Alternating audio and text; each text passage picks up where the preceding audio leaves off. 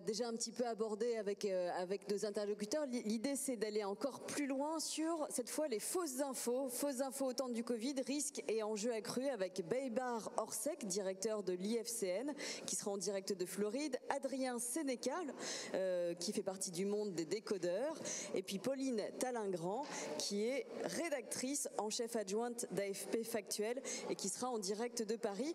Tout ça animé par Jérémy Nissé, maître de conférence en sciences de l'information et de la communication à l'EPJT, que j'invite à venir me rejoindre à la tribune. Alors, mesdames, messieurs, Baïbar Orsec, Adrien Sénéca, Pauline Talagran et Jérémy Nissé pour cette nouvelle table ronde consacrée aux fausses infos au temps du Covid. Madame, messieurs, voici les micros. La scène centrale est à vous. Cette scène centrale située à MAM, donc cet espace de création et d'innovation ici à Tours, qui nous accueille pendant 2 jours jusqu'à ce soir 20h ici, en présentiel bien sûr, avec un certain nombre de citoyens, d'étudiants, de chercheurs, de journalistes, d'éditeurs également, et puis en distanciel puisque vous nous regardez, en tous les cas nous l'espérons, sur cette chaîne YouTube dédiée. Et puis sachez que puisque vous êtes chez vous, à la maison ou au bureau, vous pouvez toujours nous poser des questions sur Facebook, Twitter, les assises du journalisme, ou alors sur notre site journalisme.com. Messieurs, j'ai failli me casser la figure, c'est à vous. Merci. Merci à vous, merci de votre présence. On est ici avec un invité qui représente le journal Le Monde, la cellule des décodeurs, et il va nous expliquer ce qu'est son travail. On est aussi à distance, en lien avec l'une de ses consoeurs, Pauline Talagran, qui travaille pour l'AFP à la cellule de fact-checking, l'AFP Factuel. La liaison est en train d'être réparée, et en lien aussi à distance avec la Floride, au Pointer Institute, Baïbar Orsec, qui dirige le International Fact-Checking Network, donc le réseau international de fact-checking, qui labellise les entités de fact-checking. Là aussi, la liaison est en train d'être récupérée. En tout cas, on les remercie d'être présents. Et puis aussi, je remercie, alors au-delà du cadre de notre équipe, je représente l'école publique de journalisme de Tours. Je représente aussi le laboratoire de recherche PRIM, basé à l'université de Tours, et plus précisément le projet de recherche Vigie, vérification de l'information dans le journalisme sur Internet et dans l'espace public. L'objectif de ce projet étant d'interroger la pratique journalistique de vérification, mais de voir aussi si les citoyens, quels qu'ils soient, sont en mesure parfois de vérifier des informations. On verra si ces questions-là sont abordées. Je voudrais aussi particulièrement remercier un collègue enseignant à l'université de Tours. Vous avez vu présent hier Jamie. Et ben nous aussi, on a finalement notre Jamie Smith, nous fait le plaisir d'assurer la traduction, à la fois quand des choses seront évoquées en anglais pour que vous puissiez les comprendre en français, et puis aussi d'assurer la traduction pour Baïbars quand nous-mêmes on sera en train d'échanger ici. Ce qui me permet de remercier aussi les organisateurs des assises qui ont bien voulu qu'on donne encore davantage, on l'a vu hier avec la Chine et d'autres contrées, y compris sud-méditerranée, de rendre encore plus international ces assises. Je ne sais pas si la liaison a été récupérée avec l'ensemble de nos invités, en particulier Baïbars et Pauline que vous voyez ici. Ma première question allait initialement à Baïbars, mais on peut tout de suite peut-être aller aussi à celle qui concerne Adrien. Un rapide mot sur ce qu'est la thématique elle-même. Évidemment que la question des fausses informations vous anime et anime le champ journalistique. Vous en entendez parler depuis de nombreuses années, et plus encore sur la dernière décennie. Ce sont des choses qu'on va évoquer par rapport aux créations de cellules de fact-checking. La question du virus elle-même, elle pose énormément de défis, parce que on est ici sur une thématique, et on l'évoque depuis hier, de santé, donc sensible, et ces fausses informations sur la pandémie, elles ont circulé, elles continuent de circuler. L'enjeu ici qu'on va discuter ensemble, c'est de démystifier, de corriger les rumeurs, de leur apporter la contradiction, et on va le voir aussi, de faire savoir. Et ces dimensions de faire savoir dépassent évidemment ce qu'est le rôle initial du journaliste. Je voudrais juste savoir si la liaison est rétablie. pour rentrer dans le cœur du sujet en termes internationaux? Non, alors je vais démarrer, Adrien, en vous remerciant pour votre présence et vous représentez ici votre équipe des décodeurs du journal Le Monde, donc pionnier avec vos confrères de Check News, initialement des Intox à Libération. Sur cette question de santé, on a envie finalement de vous entendre, et on entendra également aussi votre consoeur de l'AFP tout à l'heure, au quotidien. Comment est-ce qu'on fact-check une question aussi sensible et sur lesquelles les infos, les données elles-mêmes qui parviennent sont parfois contradictoires? Le champ médical lui-même, le champ des études scientifiques est pas simple. Comment est-ce que vous bossez? Avec quelles sources? Et quels sont les risques que vous évitez? Alors effectivement, je pense que le grand défi de notre domaine journalistique, le fact-checking, la vérification, c'est que évidemment nos articles, comme n'importe quel article, vont s'intéresser à la manière dont on décortique les faits, quelles vont être les études qu'on va prendre en compte, les avis, les analyses, les éléments objectifs qu'on prend en compte. Mais en fait, le gros risque, je pense, industriel quand on s'engage dans cette démarche-là, et typiquement c'est le cas dans des sujets de santé, c'est de mal questionner, de mal formuler les questions dont on part. Nous, on n'est pas thérapeute, on n'est pas chercheur, on n'est pas là pour trancher des débats scientifiques. En revanche, ce qui va nous intéresser à des questions et nous aiguiller dans la formation en matière de santé, c'est la manière dont elle peut être parfois extrêmement mal formulée.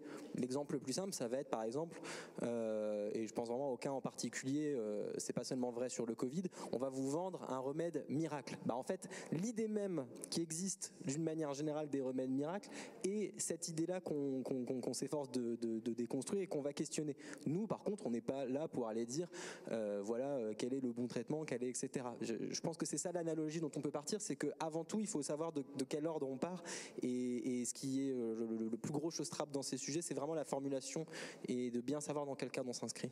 Au-delà des formulations, des questions et de circulation de ces infos, comment est-ce que vous faites la part des choses par rapport aux experts que vous sollicitez? Alors, c'est pas forcément des gens qu'on retrouve ensuite dans vos productions, mais il y a toute la partie préparatoire, différents discours, des incertitudes eux-mêmes des champs scientifiques et médicaux. Comment vous en sortez? Il y a des gens, des fois, que vous avez contactés depuis plusieurs années sur des questions similaires, mais pour d'autres, et dans l'urgence, entre guillemets, parce qu'il y a une demande des publics, comment vous évitez les risques de telles choses qui viennent de sortir, qui semblent crédibles, même après vérification, mais qu'en fait son énonciateur n'est pas assez affirmé dans sa discipline? Comment est-ce qu'on fait pour des données qui sont la plupart incertaines encore? Alors je vais prendre un autre exemple très simple que vous connaissez malheureusement tous, je vous regarde, c'est le port du masque. Évidemment, tout le débat sur les masques, je pense que c'est une bonne illustration de comment on peut aller inscrire le fact-checking dans un questionnement pertinent, à savoir que la bonne question à se poser aujourd'hui, mais c'était également le cas en mars, c'est pas d'essayer de répondre quand on va essayer de fact-checker ce qui se dit sur le masque.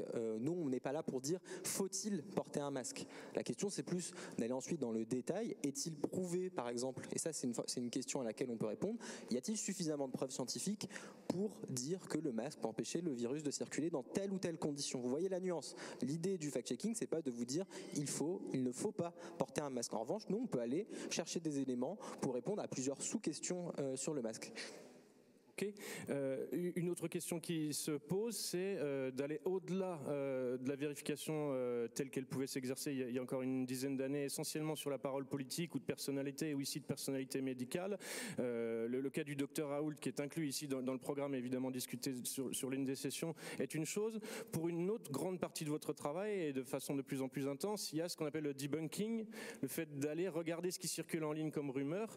Comment est-ce que vous choisissez les sujets et vous suivez les pics sur les réseaux sociaux de certains articles plus consultés que d'autres, y compris ici sur ce sujet sensible, et depuis le printemps dernier? Alors c'est toujours de ça que sont faits nos débats internes à la rédaction, c'est d'aller s'interroger sur pourquoi on va vérifier telle ou telle chose. Moi j'ai envie de dire, en général, ce qui nous anime, c'est d'abord l'idée qu'il y a des éléments intéressants à explorer dans notre article. Est-ce que quand on va aller ensuite lire l'article, nous, à partir des éléments qu'on pressent qu'on peut aller apporter, on a un article intéressant, pertinent à lire. Évidemment, pour les personnes qui ont vu passer une information potentiellement fausse sur les réseaux sociaux, qu'elles aillent ensuite la rechercher, on a envie de pouvoir leur répondre, mais aussi pour quelqu'un qui ne l'aurait pas vu. On travaille sur un journal qui s'appelle Le Monde, on a aussi envie que les lecteurs du Monde qui n'ont pas forcément été exposés à cette affirmation-là au départ puissent y trouver des éléments intéressants. Et ça c'est vraiment la finalité. Après, évidemment qu'il y a une question de quantité. On essaye, on cherche de différentes manières, par des signaux du type est-ce que c'est beaucoup effectivement partagé, est-ce que on a des indices comme quoi c'est beaucoup lu, c'est beaucoup discuté. Et puis au-delà de la quantité, il y a l'idée aussi, est-ce que ça parle un peu à tout le monde, ou est-ce que c'est des choses dont on va voir circuler uniquement dans des communautés extrêmement polarisées, pardon. Pour moi, le sujet a une valeur plus forte s'il peut toucher des personnes qui ont différentes opinions sur des questions à la base, que si, par exemple, il y aurait un seul mouvement militant extrêmement pointu qui s'y intéresse. La question de cette transversalité-là, une fois qu'il va être lu, partagé de communauté en communauté, est-ce qu'il va continuer d'intéresser, de questionner, voire de faire tomber des gens dans un panneau si c'en est un, entre en compte aussi. Je viens juste vous faire quelques secondes, un petit point technique, parce que je vous ai promis tout à l'heure Baybars Orsec qui serait en direct de Floride, et ça va pas être possible parce que c'est compliqué techniquement. Et puis Pauline Talagrand, la connexion est à peu près établie, mais il va falloir encore attendre un petit peu. Donc c'est juste pour vous dire que la scène est à vous. Prenez votre temps. Okay, on a énormément de choses à discuter, et pour ne rien vous cacher, les 3 quarts d'heure étaient presque trop courtes, y compris pour ces 3 invités. Alors c'est vraiment dommage pour ce qu'est l'intervention de Baybars. Je vais quand même me permettre d'énoncer, puisqu'on avait préparé cette table ronde, et donc à l'issue de plusieurs échanges avec lui, ce qu'il allait énoncer, pour le coup, sur lequel je lui demandais de faire très court, donc je vais faire à sa place, entre guillemets, très court. Je vais compliquer un tout petit peu la vie de la régie en demandant d'envoyer certaines diapos qui ont été prévues pour montrer comment le IFCN, International Fact-Checking Network, travaille. Et merci Jamie, pour le coup, vous pouvez l'applaudir, parce qu'il ne vous a pas montré ses talents d'interprète.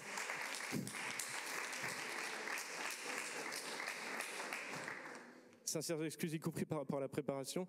La diapo suivante, normalement, vous montre, au-delà de nos affiliations et rattachements institutionnels, ici, vous avez une des parties du travail de l'AFCN depuis le printemps dernier.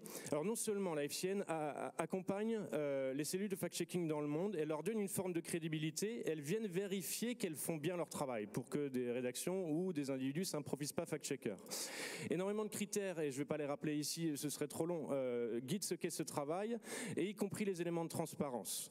D'être sûr que ce qui est vérifié l'est avec un mode de travail sérieux, qu'il y a un relationnel avec les publics qui est établi, que quand des articles sont corrigés, les traces sont laissées par exemple, et une transparence aussi sur le financement par exemple, et les compositions de vos équipes, si je les résumais à ces quelques critères-là.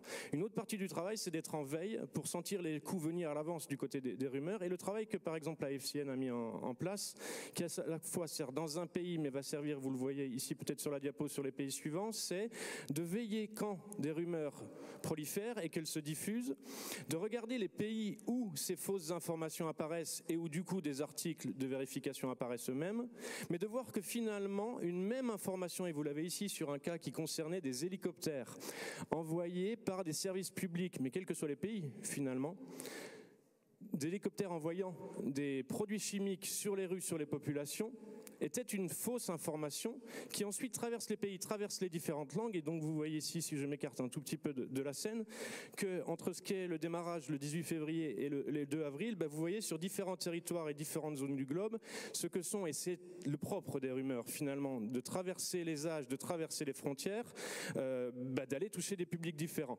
Et ici, on ne va pas parler, même si on l'évoquera peut-être en fin de séance, de complotisme, parce que finalement, on est ici sur une dimension un peu plus internationale. Voilà une partie de ce que fait la FCN, ce qui permet de sensibiliser, y compris au sein des équipes de fact-checking, de sentir le coup venir à l'avance, et c'est ce qu'aurait pu nous exposer Baybars Orsec s'il avait pu être avec nous comme il était en liaison tout à l'heure, mais qu'elle a lâché.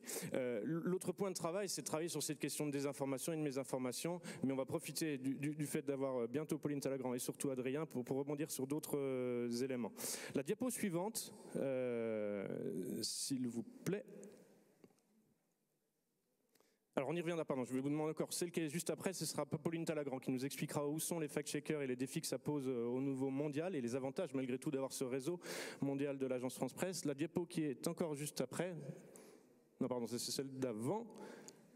Voilà, celle-ci renvoie à certains éléments de vos productions, Adrien. Alors là, plus spécifiquement, ce que vous avez signé, on aurait pu renvoyer du côté des décodeurs du monde aussi à ceux de vos collègues. Ici, des choses m'ont semblé intéressantes. Peut-être certaines d'entre elles, vous les connaissez déjà.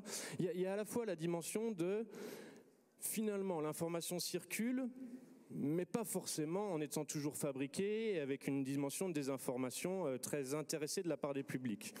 Et moi, ce que j'aimerais vous entendre nous raconter, c'est d'une part, on peut un petit peu tous se faire avoir, et vous le voyez ici en termes de profil sociologique, y compris avec des contre-intuitions sur les publics qui se feraient le plus avoir par les fausses informations. Et l'autre point, c'est, vous les avez peut-être reçus, des gens dans votre entourage, dans vos communautés, qui vous disent « cette info-là, il faut que tu la suives, visiblement elle arrive d'un médecin, peut-être même d'un médecin proche de la famille ». Ces dimensions-là, évidemment, complexifient le travail parce qu'on a encore davantage envie d'y croire quand on est un public pas forcément connaisseur d'infos ou connaisseur de santé. Ces éléments-là sont des choses qui, je le sais, vous intéressent et sont un défi, Adrien.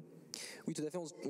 Quand on parle de pourquoi on va aller traiter un sujet ou pas, typiquement, quand on essaye d'aider nos lecteurs à y voir plus clair dans tout ce qu'ils vont voir circuler en matière de santé, typiquement, ces conseils de médecins qui vont être diffusés à des lecteurs pour le coup de bonne foi nous paraissaient être un élément intéressant. C'est-à-dire que quand on va dire vérifier l'information scientifique, chacun, même sans être journaliste, peut essayer au moins de décortiquer le message qu'il ou elle voit et essayer d'en comprendre un peu l'origine. Si l'origine, c'est quelqu'un qui a une expertise médicale, ce message apparaît forcément a priori plus légitime que n'importe quelle élucubration. Or, on a vu pendant cette crise que le tampon validé par un médecin n'était pas universel. Déjà, il faut savoir quel médecin. Un médecin, il y a tout un tas de spécialités, et un médecin généraliste n'est pas forcément épidémiologiste, et à l'inverse, un épidémiologiste n'est pas forcément la bonne personne pour vous donner des conseils sur votre santé au jour le jour. Et puis il y a aussi tout simplement l'usurpation d'identité, c'est-à-dire que là on est dans le cadre des choses qu'on peut facilement vérifier en matière de santé, c'est l'origine. On appelle les médecins auxquels on attribue des propos, et moi j'ai eu les deux cas dans toute cette crise sanitaire. Premier cas, effectivement, un médecin généraliste qui diffuse de fausses informations et dans une démarche de ne pas vouloir adhérer au consensus scientifique qui s'est dessiné vers les spécialistes de cette discipline propre, et au contraire des médecins qui ont été victimes d'usurpation d'identité, qui pour le coup ont vu leur nom accolé à des messages complètement fantaisistes et l'ont déploré et ont pu y répondre en étant interrogés par le journaliste qui là est dans sa fonction première. Et effectivement sur le graphique que vous voyez à droite, ça c'est quelque chose qu'on a pu faire en travaillant avec Médiamétrie. Au-delà des chiffres, l'idée intéressante qu'on a vue apparaître, c'est en comparant l'électorat des sites que nous on a pu identifier comme étant connus pour faire circuler des fausses informations avec des sites de médias traditionnels, eh bien l'électorat se distingue pas forcément et même plutôt pas en termes de de catégories socio-professionnelles. C'est-à-dire qu'on peut être tenté de dire que le fait de mal s'informer, c'est quelque chose qui concerne uniquement les gens qui n'ont pas fait d'études et qui n'y comprennent rien. Et quand on commence à gratter, on se rend compte que la question, elle est au minimum plus complexe, voire très loin de ces clichés-là. Et on s'attache avec cet article-là à essayer un petit peu de l'étayer. Voilà. Et les moins éduqués ou les plus âgés ne sont pas forcément ceux qui consultent des sites douteux ou pas fiables, si on résume un petit peu ce qu'était votre étude ici. Voilà, et d'ailleurs, même moi, en tant que journaliste, entre guillemets, spécialisé dans cette démarche d'aller confronter les informations qu'on voit circuler, les vérifier, il y a beaucoup de fois où, et c'est ce que je trouve passionnant dans mon métier, mon sentiment, si on me demandait avant d'être allé vérifier ce que c'est vrai, ce que c'est faux, ne correspond pas forcément à la réponse que je suis allé trouver. Et il arrive qu'on ait en tête, tiens, ça a l'air douteux, et finalement on fait un article pour dire que c'est vrai, et l'inverse est exact aussi. Et d'une manière générale, c'est ce qui est passionnant dans le métier de journaliste, pas que dans notre discipline, je pense. Alors, on m'a indiqué que la liaison est établie avec Pauline Talagrand à l'AFP. On va pouvoir le vérifier tout de suite. Bonjour Pauline, je pense que vous nous entendez. Alors je me vois, mais je ne vois pas les autres. Est-ce que... Bon alors on est sur un aspect mais moi je vous entends sketch. Pas, en fait. Je lui pas... Non. On n'avait pas forcément envisagé cette situation-là. Là, je me vois que moi, en fait. Je vais peut-être couvrir sa voix en vous racontant qu'on peut tromper une fois 1000 personnes, qu'on peut tromper 1000 fois une personne, mais qu'on ne peut pas. Voilà, je vais être à court. Non, plusieurs éléments quand même qui concernent... Bon, c'était la partie... plus rocambolesque. Non, juste, on va enchaîner avant d'être sûr que Pauline nous entend. Les productions que l'on vient d'évoquer, vous les aviez pour une grande partie regroupées au printemps dernier sur une dimension, et d'autres confrères l'avaient fait d'ailleurs, sur on vous aide à faire le tri sur ces questions de virus. On devine une volonté d'utilité, telle qu'elle a d'ailleurs été discutée tout à l'heure. C'est ne pas seulement être dans le flot de l'actu, mais être un repère, y compris pour les citoyens qui se posent des questions, et ça dépasse presque la dimension purement journalistique ou purement de news, cette volonté d'utilité et d'avoir un bloc sur lequel les gens pouvaient aller se référer. C'est vrai que le constat dont on parle, il est devenu de plus en plus évident, à savoir on a accès à énormément de choses et finalement la compétence, en anglais on dit de media literacy, de connaissance du fonctionnement des médias et d'apprendre à faire le tri dans l'information, elle est essentielle. D'ailleurs c'est écrit dans les programmes de collège, de lycée, et c'est entre guillemets dans le programme citoyen tout au long de notre vie. Et nous, ce qu'on essaye de faire effectivement, et c'est une manière dont on réfléchit nos angles, c'est un peu de se mettre dans cette optique de l'auditeur, du téléspectateur, du lecteur qui a été abreuvé, dans l'internaute qui a été abreuvé d'informations, et de se dire qu'est-ce que moi je peux lui apporter de plus finalement, à partir du moment où il a été capable, il ou elle, d'aller trouver les sources primaires d'informations pour la digérer. Et la démarche de fact-checking est un des exemples. Et au décodeur, en fait, on fait aussi beaucoup d'autres choses, notamment, on dit de la pédagogie de la mise en visualisation des données. Ça s'inscrit dans la même démarche. Et c'est d'ailleurs pour ça que parfois, on voit quelque chose, on se dit ce qui va être intéressant, c'est de dire si c'est vrai ou si c'est faux. Et on se rend compte en cours de chemin que ce qui est intéressant, c'est pas ça, c'est d'aller se poser différentes questions et pas forcément de le trancher de cette manière-là. Et ça aussi, je pense que c'est intéressant, c'est que tous les sujets ne sont pas des bons sujets pour être traités avec un petit tampon vert ou un petit tampon rouge. Merci, et je reviendrai à d'autres questions, y compris parce que vous aurez, vous le devinez, l'opportunité de répondre à ce que votre collègue Pauline Talagrand, et la liaison cette fois fonctionne a priori. Pauline, vous m'entendez ? Oui, c'est joie du direct, Jérémy. Ok, c'est fact-checké, je crois que cette fois-ci c'est fact-checkable en direct. Je ne sais pas si Pauline, vous avez pu, grâce à la chaîne YouTube, ce qui me permet de rappeler à nos publics qui peuvent nous suivre en ligne et à distance, quels que soient les pays, quelles que soient les villes, ce que votre collègue Adrien a exposé, mais en même temps, et vous connaissez de façon réciproque le travail des uns et des autres. J'ai envie de vous poser une question, Pauline, sur la place particulière de l'AFP, et puis aussi, peut-être ça rentrera en résonance avec ce qu'exposait tout à l'heure Adrien, la façon dont vous avez travaillé spécifiquement sur cette question sensible de santé, la façon de choisir vos sujets, la façon de choisir avec votre équipe à l'AFP Pactuel les sources, quels experts vous avez pu mobiliser sur cette question-là, qui est sensible, et quels risques vous avez vu apparaître et que vous avez réussi à éviter? Alors pour nous, c'est vrai qu'on avait déjà, donc aujourd'hui on s'est lancé il y a 3 ans, donc c'est quand même une activité nouvelle à l'AFP, mais qui nous a permis d'avoir déjà quelques de bonnes intuitions, et notamment celle d'avoir une journaliste santé avant que débute la crise, ce qui nous permettait déjà d'être en état de marche. Quand la crise a commencé en décembre, alors évidemment nous on l'a senti venir avant, puisque vous savez que l'AFP est présente dans le monde entier, donc on n'était plus particulièrement sensibilisés à ce début d'épidémie qui commençait à Wuhan. Donc c'est d'abord notre équipe, donc on est 90 dans le monde entier aujourd'hui, et c'est notre équipe d'abord de fact-checking à Hong Kong qui a commencé à mener la bataille en premier.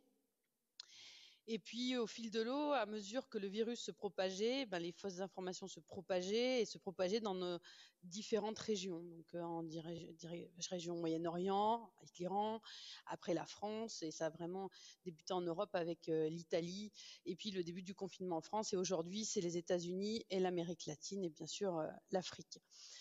Comment on a fonctionné? On a fonctionné finalement comme on a l'habitude de fonctionner à l'AFP, c'est-à-dire que face à un événement mondial, toutes les équipes se sont mobilisées en même temps. C'est-à-dire que la personne qui était la journaliste fact-check santé est venue en appui en étant au plus près des sources vraiment spécialisées médicales et en voyant les premières fausses informations partir d'Asie. Et c'est là qu'on a eu la confirmation de ce qu'on avait déjà eu l'intuition, c'est-à-dire que en fait, les fausses informations ne sont pas un problème national. Il s'agit d'un problème global, c'est-à-dire que les fausses informations qu'on a pu détecter en Asie, on les a retrouvées parfois quelques jours après en France, parfois quelques semaines après sur un autre continent. Et donc en fait, il s'agissait pour nous à l'AFP de profiter de ce coup d'avance en quelque sorte, de ce travail qui avait été fait par l'Asie pour le remettre à jour, puisque cette crise, c'était ça aussi le grand défi, c'est qu'il n'y avait pas une vérité, elle était évolutive, les connaissances changeaient très fréquemment, et c'était aussi finalement, ça a été un gros atout, je trouve, de notre réseau, c'est-à-dire qu'on a fait appel à des experts du monde entier, et on n'était pas donc pieds et poings liés à une autorité nationale en quelque sorte, ou seulement des autorités légitimes, à celles qu'on pense le plus, c'est-à-dire l'OMS ou d'autres autorités de santé. Et c'est ça qui a renforcé, je pense, notre capacité à plus vite fact-checker des sujets qui peinaient parfois à être pris en charge par certains pays, par exemple. Vous explicitiez, Pauline, dans les moments de préparation, y compris la semaine dernière, et sur un sujet qui vous animait d'ailleurs la semaine dernière, qu'une partie de votre travail se joue aussi dans le fait d'anticiper la construction des fausses infos. Et par exemple, vous spécifiez le travail qui est d'études scientifiques à l'avance, là aussi pour sentir parfois le coup venir. Enfin, oui, tout à fait. En fait, c'est vrai que de toute façon, enfin, et on l'a vu, et je crois que c'est aussi une. Enfin, maintenant, avant, on pensait que la fausse information, ça touchait que des gens qui lisaient pas les journaux, qui étaient pas très bien éduqués. Aujourd'hui, on se rend compte, et qui autour de nous et dans cette salle n'a pas reçu un texto d'un ami, d'un parent, lui disant surtout, ne mets pas un masque, ça peut être dangereux, mets bien tes courses 8 heures dans ton salon avant de les ranger dans ton frigo. En fait, tout le monde a été touché par cette vague de désinformation, et même parfois des journalistes ont pu avoir cette impression que c'était des vraies informations. Donc déjà, on a tous été touchés par ça. Et c'est vrai que, comme on voit bien que ça se nourrit de l'ignorance des gens, et quel que soit le sujet, quel que soit le niveau, en fait, on se rend compte que ce qui est important, c'est de voir et d'identifier les questions qui peuvent se poser à un instant T. C'est-à-dire que là, quand il va y avoir le confinement, va se poser la question de qu'est-ce qu'on peut faire pour vraiment se protéger de ce virus. L'AFP est en train d'annoncer un scoop, vous l'avez entendu ? Vous venez d'annoncer... Regarder les différentes publications, par exemple, qui sont faites, les analyser pour savoir de quoi ils retournent. Et c'est pour ça que quand elles sont dénaturées ou utilisées à mauvais escient, on sait tout de suite, en fait, que c'est faux. Et c'est ce travail-là qui est parfois très dur, parce que la matière santé demande quand même un petit socle scientifique. Et surtout, on ne veut pas et on ne doit pas, nous fact-checkers, être l'arbitre des débats scientifiques. Et ça, c'est très important. C'est-à-dire qu'on doit bien connaître la matière scientifique, mais on ne doit pas devenir professeur ès-vérité. Et c'est pour ça que bien connaître les études, savoir si effectivement, ça y est, la connaissance, elle est bien stabilisée, ça nous permet d'identifier plus facilement des fausses informations et de s'y atteler. On va rapidement, et en moins de temps que ce qui était prévu, voir la carte de l'AFP qui était projetée tout à l'heure en diapo, avec la présence, vous avez vu tout à l'heure la portée mondiale, elle, évidemment dans la tradition de l'AFP, cette portée mondiale fait que vous avez de plus en plus de fact-checkers à l'AFP, et puis dans de nouvelles langues à chaque fois, pas plus tard qu'il y a 3 semaines, vous avez élargi à la langue allemande. Je ne sais pas si on peut voir la diapo du globe avec la présence des fact-checkers AFP, mais on va vous entendre, Pauline, sur cette question-là. On en est très fiers parce que c'est en moins de 3 ans qu'on arrive à mettre sur pied ce réseau. C'est très important. Pourquoi ? Parce qu'on travaille dans la langue locale. Aujourd'hui, on n'est plus dans les 6 langues généralistes comme l'AFP a l'habitude de le faire, mais dans les langues locales, on travaille aujourd'hui dans 16 langues. C'est parfois très compliqué de travailler dans 16 langues, mais on va au plus près en fait de la désinformation. Et par exemple, sur le continent africain, c'est très important parce que souvent, en fait, quand on détecte la fausse information sur Facebook ou sur des réseaux sociaux publics, en fait, source ouverte, en fait, c'est la partie immergée de l'iceberg. La fausse information a déjà commencé à faire des ravages via des messageries cryptées type WhatsApp ou d'autres messageries où nous, journalistes, on ne peut pas aller. Donc, c'est très important pour nous de détecter le plus en amont possible et d'être au plus proche, en fait, des populations, des gens qui peuvent nous lire, parce que c'est comme ça, en fait, qu'on arrive vraiment à détecter avant que ce soit trop tard des fausses informations qui, dans les cas de pandémie, peuvent avoir des conséquences gravissimes en fait. Adrien et Pauline, j'ai une autre question, et parce qu'on arrivera bientôt au terme des échanges avant de recevoir vos questions dans le public, c'est est-ce qu'il peut y avoir une crainte de récupération de votre travail? Initialement, on devait discuter avec Baybars de la relation un peu ambiguë avec les plateformes. Au printemps dernier, l'AFCN lui-même et des fact-checkers ont signé une forme de partenariat avec WhatsApp, qui est une bonne chose puisque vous recevez beaucoup de messages WhatsApp, y compris des fausses informations, mais que WhatsApp est derrière à financer, et sans doute pas par hasard. Sur cette question de relation avec les plateformes, mais aussi de l'autre côté, face entre guillemets aux complotistes, comment s'exerce votre travail et quelle est votre position sur la façon dont on peut être récupéré?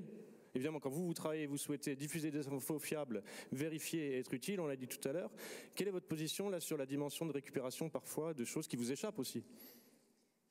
Déjà, il y a une attention assez particulière à la formulation, la présentation des choses, c'est-à-dire que nos articles sont d'autant plus pertinents qu'ils ne souffrent d'aucune ambiguïté, donc pour éviter effectivement qu'on puisse leur tordre le cou pour leur faire dire n'importe quoi. Après ça, malheureusement, c'est le jeu médiatique aujourd'hui. On peut tronquer vos articles, prendre une capture d'écran d'un passage et lui faire dire tout et son contraire. Ça, on n'est pas vacciné contre, et c'est, entre guillemets, ça fait partie de la vie. À la limite, on essaye de porter des pièces argumentées et construites et étayées et suffisamment balancées dans le débat public, mais on ne peut pas en maîtriser la diffusion, et on n'est jamais à l'abri du, qu'on dit, le cherry picking, d'aller prendre uniquement ce qui intéresse dans ce qu'on écrit pour voir midi à sa porte. Ça fait, c'est tant pis, c'est le monde comme il est.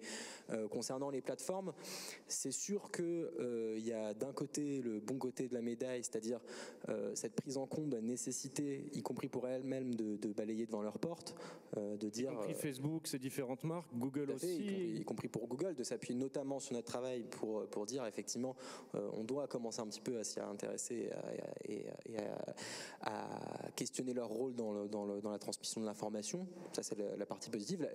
Le revers de la médaille, c'est qu'effectivement, et nous, ça ne nous empêche pas, il y a certaines initiatives dans desquelles on est partenaire, ça ne nous empêche pas par ailleurs de critiquer les limites, voire parfois les travers de l'action des plateformes sur ces domaines. Je prends un exemple. Moi, je suis favorable à ce qu'on, en tant que journaliste, à ce qu'on aille décortiquer, analyser, donner le plus d'éléments possibles aux citoyens pour décortiquer l'information.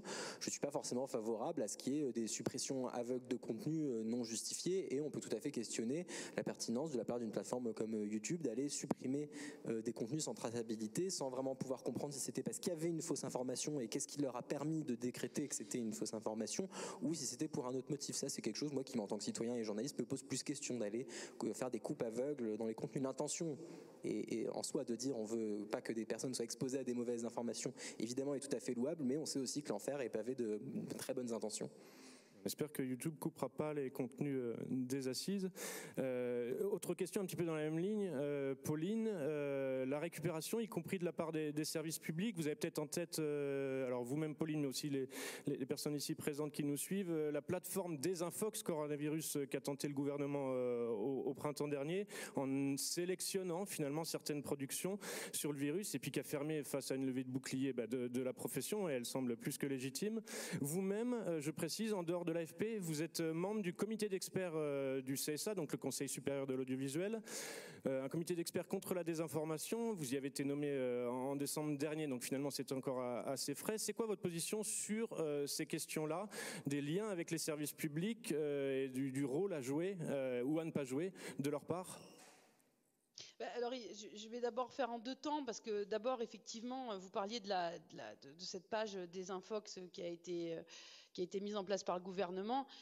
Clairement, nous, quand on a regardé nos fact-checks, tous les fact-checks politiques avaient été enlevés de cette page. Donc, clairement, la sélection était en faveur du gouvernement, donc ce qui pose vraiment problème. Et d'ailleurs, au fil de la pandémie, en fait, vous l'avez dit dans votre enquête, en fait, les Français plébiscitaient le fact-checking. Et le problème, c'est que beaucoup d'autorités s'en sont servies et ont dénaturé, à mon sens, le fact-checking qui doit être fait par des journalistes indépendants. Et de ce point de vue-là, le travail de l'AFCN est remarquable parce qu'il certifie en fait l'indépendance des fact-checkers qui travaillent avec les plateformes. Et ça, c'est vraiment plus qu'important, c'est la pierre angulaire de pourquoi ça va marcher, pourquoi ça va fonctionner des années et des années, parce qu'en fait tout le monde veut devenir fact-checker. C'est un format qui marche, c'est un format qui est rémunérateur, et donc en fait tout le monde a envie d'être à la mode, si on peut dire. Sauf que non, en fait. Et c'est vrai que le problème que soulevait Adrien, il est très fort, notamment en ce moment sur sur les plateformes qui décident de profiter du travail des fact-checkers pour s'ériger finalement en rédacteurs en chef de leur plateforme, et c'est pas leur travail. Donc, à la fois, il faut que les fact-checkers aient les moyens de travailler, que leur indépendance soit certifiée, comme c'est le cas actuellement par l'IFCN, et que surtout, les plateformes ne prennent pas sous couvert de donner quelques euros à des fact-checkers, endossent ce rôle pour le coup de censeur finalement de ce qui est dit sur leur plateforme. Et vous le disiez, j'ai aussi à cœur, et c'est ce que disait Adrien, on est convaincus, nous fact-checkers, d'œuvrer pour une certaine utilité. C'est l'AFP, hein, l'AFP elle a dans ses statuts cette mission d'intérêt général qui est inscrite dans son ADN. Les fact-checkers l'ont également encore plus chevillé au corps, parce qu'on veut vraiment en fait faire le tri entre ce qui peut relever d'une opinion et ce qui peut relever d'une fausse information. Aujourd'hui, par exemple, dans les manifestations anti-masques, il ne s'agit pas d'opinion, il ne s'agit pas de liberté d'expression. On ne parle pas de liberté, on parle de fausses informations, et c'est important qu'aujourd'hui tout ce travail scientifique qui est difficile à avoir et qu'on ne peut pas avoir justement en arrivant sur une manifestation où on peut dire voilà comment ça s'est passé, quel a été le déroulé de la manifestation. Ça, c'est un travail qui est fait en amont par des fact-checkers qui ont interrogé au préalable, encore une fois, par un travail d'anticipation, ces fausses informations. Et on est vraiment convaincus de leur utilité. Je veux dire, moi, j'ai couvert les attentats et aujourd'hui, je me sens aussi utile à combattre les fausses informations parce que je sais qu'il y a plein de gens aujourd'hui qui nous remercient et qui se mettent à lire l'AFP, et je crois que c'est une belle bataille. Aujourd'hui, en étant au comité d'experts du CSA, ce que j'aimerais, c'est effectivement que les plateformes continuent à nous donner cette visibilité via leurs outils et aussi via des contrats qui nous permettent de vivre et d'avoir des financements à un moment où la crise sanitaire va être dramatique pour nombre d'entreprises de presse. Après, attention, on doit avoir des garde-fous aujourd'hui qui doit vérifier les contenus, qui doit les supprimer. Quelle est la transparence vis-à-vis de ça? Qui sont les modérateurs qui signalent les contenus aux fact-checkers? C'est quelque chose qui est très important. Et si l'IFCN ne certifie pas aussi étroitement tous les fact-checkers qui participent avec les plateformes, ça peut devenir catastrophique. Donc il y a une véritable vigilance sur qui est fact-checker, pour qui on travaille et dans quelles conditions le travail de fact-checking est mis en valeur sur les réseaux. Avant de céder la parole au public, juste en 2-3 minutes, et vous venez de l'évoquer tout à l'heure, j'aimerais qu'on passe à la toute dernière diapo qui était prévue et qui, évidemment, au sein des assises ici, prend une valeur particulière. C'est le baromètre Via Voice qui a été commandé par les assises en partenariat avec plusieurs médias. Ils ont été évoqués hier. Et une des questions portait spécifiquement justement sur la vérification. Vous le voyez, Pauline et Adrien viennent de l'exposer, il y a différents paradoxes dans les perceptions par les publics de cette question et des enjeux de vérification, et ces paradoxes, on les retrouve, y compris, je me permets de me lever, dans le fait que les publics, globalement, jugent ça nécessaire et utile, vous le voyez ici en vert, mais finalement pas assez important dans la masse de production de fact-checking qui leur a été proposée. Est-ce que, je viens de dire paradoxe, est-ce que c'est réellement le bon terme? Voilà, comment vous interprétez-vous ce pas assez important? Donc il y a à la fois une dimension positive sur ce qu'est ce travail, il est reconnu, mais finalement les publics en veulent davantage. Il y a du pain sur la planche encore davantage? Ça dépend où il est repris. C'est vrai qu'on dit tout à l'heure, qu'est-ce qui empêche quelqu'un d'aller utiliser nos contenus de manière fallacieuse, d'aller sélectionner ce qui l'intéresse? Évidemment, rien, ça fait partie du débat public.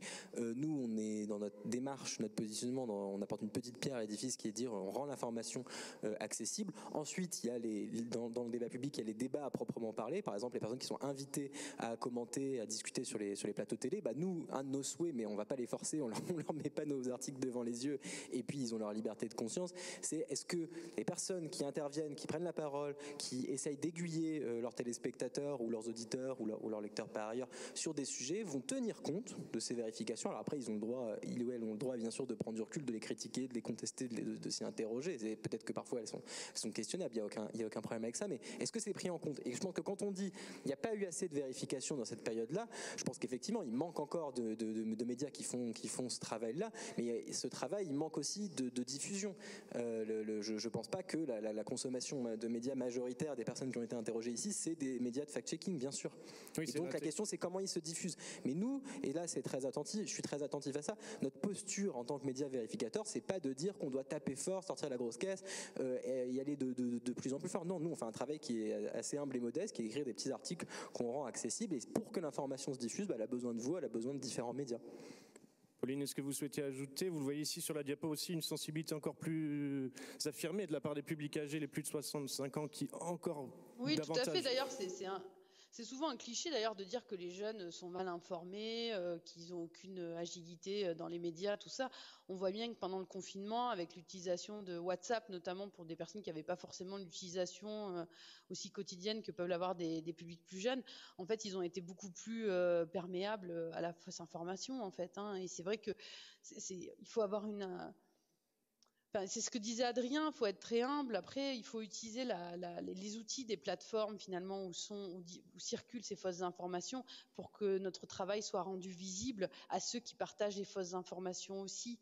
En fait, notre travail, il est vraiment intéressant et je pense qu'il marche d'autant plus quand c'est quelqu'un qui a vu cette fausse information circuler et qui effectivement a cet article qui lui arrive, qui peut lire, ne pas lire, voir plusieurs articles d'ailleurs de différents fact-checkers sur le sujet aussi, sur la même fausse information, et donc un traitement peut-être un peu différent.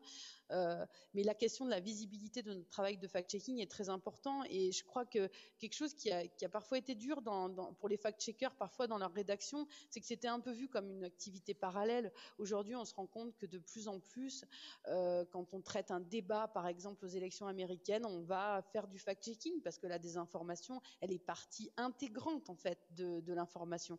Ou par exemple, quand Bolsonaro parle de quelque chose, on va tout de suite mettre des paragraphes de vérification. Et qu'est-ce que c'est ça? C'est du bon journalisme finalement. C'est du journalisme où on va pas juste faire état d'un discours, mais aussi on va apporter tout de suite à nos lecteurs des clés de compréhension pour avoir un peu de recul, sans forcément lui dire quoi penser. Mais je crois que le fact-checking, c'est finalement revenir à l'essence du journalisme, des sources hyper croisées entre elles pour être sûr de ne pas dire de bêtises. Et ce travail on répond à la demande du public directement. En fait, c'est plus nous qui choisissons les sujets de conversation, et ça, je crois que c'est ce qui plaît aussi beaucoup dans ce format. Et vous êtes en train de nous le dire, finalement, c'est toute la différence entre le bon journaliste et le mauvais journaliste. Plus sérieusement, cette question des défis technologiques, y compris des deepfakes, donc la transformation des vidéos auxquelles seraient soumis les publics, est une chose que souhaitait aborder Baïbar si on avait eu la liaison avec lui, et celle évidemment de l'imminence de l'élection américaine, comme vous l'avez dit, est composante intégrante, parce que les publics, là pour le coup, sont bombardés, et donc il y a plus qu'un sentiment de jeu du chat avec la souris, et voilà, vous pouvez pas tout traiter. Je vais céder la parole au public pour les questions qui sont les vôtres.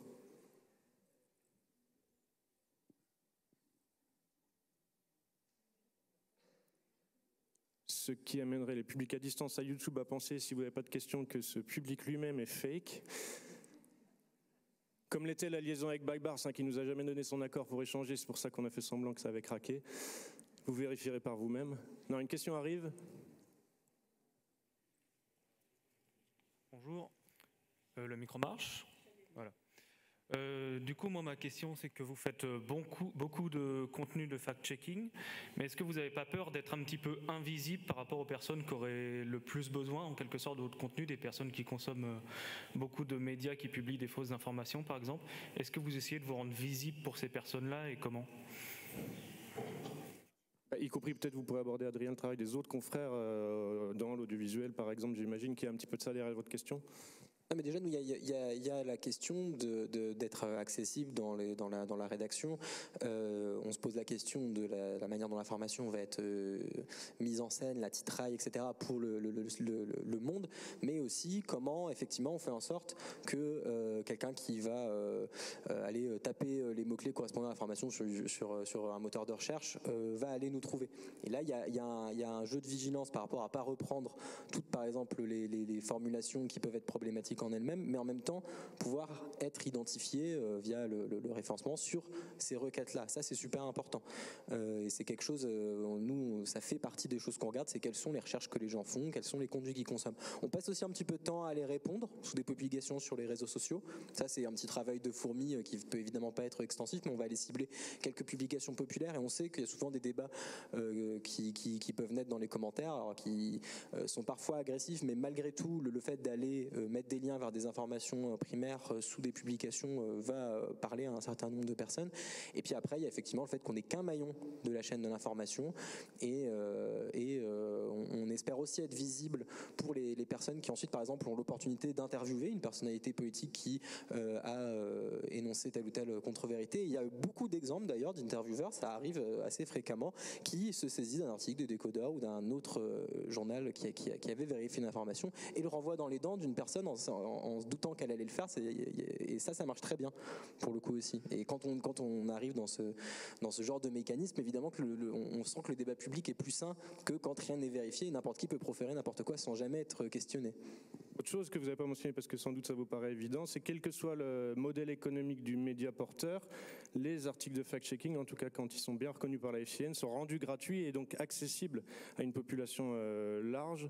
L'idée n'est pas faire de l'argent avec ce que serait l'argent que vous avez dans votre poche. Voilà. En tout cas de le rendre accessible. Oui, ça fait partie. On insiste là-dessus. On est attaché au fait que l'information a un prix, mais le fact-checking, à notre sens, au monde, doit effectivement être gratuit. Et il me semble que c'est le cas pour l'écrasante majorité de nos confrères dans le monde. On est contraint, même sur ces questions passionnantes, de clôturer. Vous le comprenez. Je ne sais pas s'il y a une toute direction. Au moins, non, pas le temps. Au revoir.